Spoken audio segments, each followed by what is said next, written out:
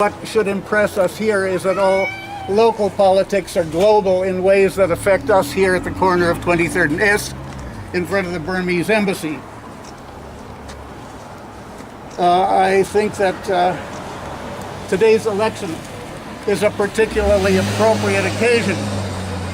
for us to be mindful of our responsibilities as citizens of the world, as friends of human rights, as people with historical memories, as applied particularly to my own community.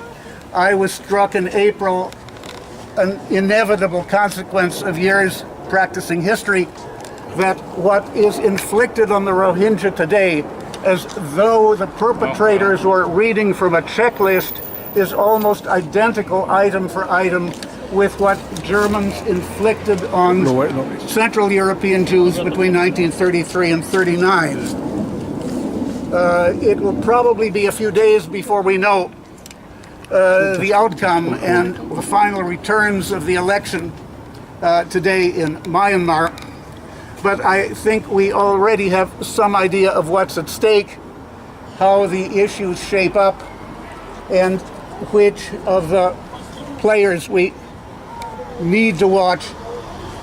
in the future to see what comes of this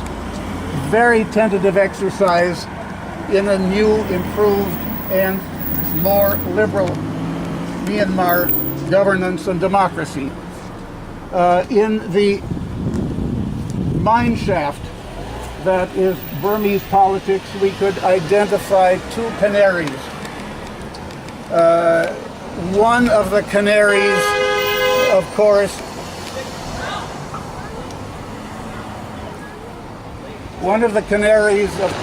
is Aung San Suu Kyi, whose party was done out of a well-earned and honest election victory in 1990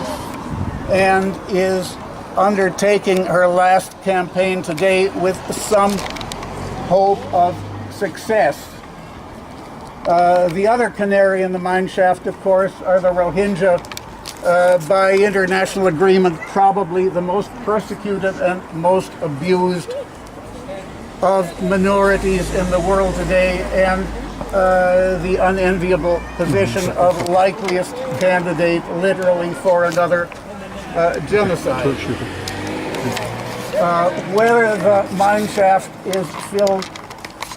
or empty, whether it is half filled with oxygen, a third filled with oxygen, a quarter filled with oxygen, will be determined when the returns are in the next couple of days. But what happens to the Rohingyas is something that concerns us and our government and our Congress that has turned a favorable eye on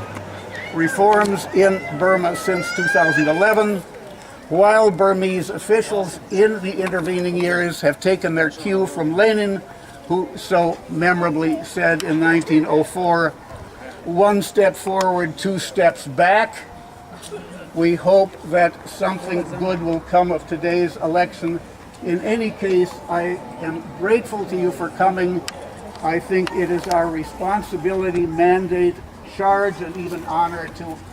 do what we can to make our fellow citizens, our elected officials, our government aware that there are certain consequences incumbent on the outcome of the election, and that the Rohingya are a people deserving of our support, concern, understanding, and sympathy.